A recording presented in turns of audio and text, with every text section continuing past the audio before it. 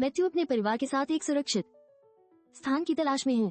पत्नी अन्ना और बेटी सारा के चेहरे पर चिंता की छाया है, क्योंकि वो अपने प्रियजनों की सुरक्षा को लेकर चिंतित है। इस कठिन समय में मैथ्यू केवल एक पिता नहीं, बल्कि अपनी बेटी के लिए बेहतर उपचार की संभावनाओं पर भी विचार कर रहा है। सारा एक हेलमेट कैप्सूल में सुरक्षित है, जो उसकी जान के लिए आवश्यक है। वह अपनी दोस्तों के साथ वीडियो कॉल कर रही है, जब अचानक धुंध रूपी संकट उनके चारों ओर फैलने लगता है। यह धुंध केवल दृश्यता को ही नहीं, बल्कि उनकी जिंदगी को भी संकट में डाल देती है। यह धुंध एक भूकंप के बाद का नतीजा है, जिसने शहर को अराजकता में डाल दिया है। लोग भागते हुए नजर आ रहे हैं और मैथ्यू अपने परिवार की तलाश में जान की परवाह किए बिना दौड़ता हुआ दिखाई देता है। इस भागदौड़ में उसके मन में केवल अपने परिवार की सुरक्षा की चिंता है। धुंध के आने के बाद सभी पात्रों के मन में एक सवाल उठता है, क्या ये धुंध जहरीली है और इसका स्रोत क्या है? इस अनिश्चितता ने उन्हें और भी चिंतित कर दिया है। ऐसे समय में सही निर्णय लेना कितना आवश्यक होता है, ये सोचना जरूरी है। मैथ्यू ने अपने परिवार की मदद के लिए एक साहसिक कदम उठाते हुए ऑक्सीजन टैंक प्राप्त करने का निर्णय लिया। इस साहसिकता ने दिखाया कि वो अपने प्रियजनों के लिए किसी भी हद तक जाने को तैयार है। वो जानता है कि यह कदम उनके जीवन के लिए कितना महत्वपूर्ण हो सकता है। इस यात्रा में मैथ्यू ने अन्य बचे हुए लोगों से मिलने की कोशिश की। यह दर्शाता है कि इस अंधेरी रात में वो अकेला नहीं है। इस सच्चाई ने उन्हें कुछ हद तक सुकून दिया कि संकट की इस घड़ी में एकजुटता का भाव जीवित है। मैथ्यू ने एक सैनिक से अतिरिक्त मास्क मांगा। यह दर्शाता है कि सुरक्षा उसकी प्राथमिकता है। इस छोटे से कार्य में परिवार की सुरक्षा की गहरी चिंता छिपी हुई है, और यह उसकी साहसिकता और जिम्मेदारी को उजागर करता है। इस बीच अन्ना अपने दोस्त सारा की मदद करने का प्रयास कर रही है,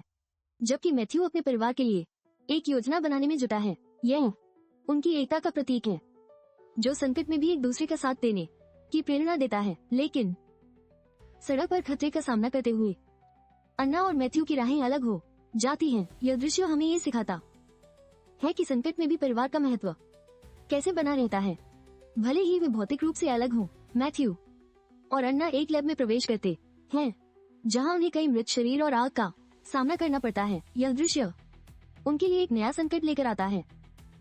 वहां उनकी खोज में उन्हें एक सूट भी मिल जाता है, जो उनके जीवन के लिए एक नई उम्मीद बनकर उभरता है। एक विस्फोट के बाद मैथ्यू गंभीर जलन का शिकार हो जाता है। इस स्थिति में एना प्राथमिक चिकित्सा किट की तलाश करती है। उसकी इस कोशिश में न केवल प्यार, बल्कि संकट की घड़ी में साथ रहने का भाव भी छिपा है। जब ऑक्सीजन खत्म होने लगती है, तो मैथ्यू एना को अकेले जाने के लिए कहता है। वो उसे आश्वस्त करता है कि वो खुद को बचा लेगा, लेकिन उसकी आवाज में चिंता की लहर सुनाई देती है। यह एक कठिन निर्णय है, जो किसी भी परिवार के लिए भयावह हो सकता है। एन्ना का खतरा उठाकर बैटरी बदलने का निर्णय ये दर्शाता है कि संकट के समय में व्यक्ति कितनी दूर तक जा सकता है। यह उनके साहस और अपने प्रियजनों के प्रति अटूट प्रेम का प्रतीक है। मैथ्यू का साहसिक कदम, वो सूट और ऑक्सीजन लेने के लिए निकलता है, यह केवल उसके दिल में अपने परिवार के प्रति जिम्मेदारी की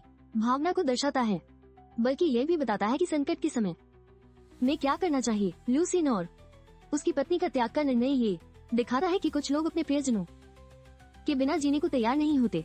यह गहरे भावनात्मक बंधनों की याद दिलाता है, जो संकट के समय में और भी मजबूत होते हैं। इस दृश्य में मैथ्यू की पीड़ा और संघर्ष दिखाया गया है, जब वो अपनी बेटी से मिलने के लिए मजबूर होता है। उसकी ये यात्रा केवल शारीरिक नहीं, बल्कि मानसिक और भावनात्मक भी है।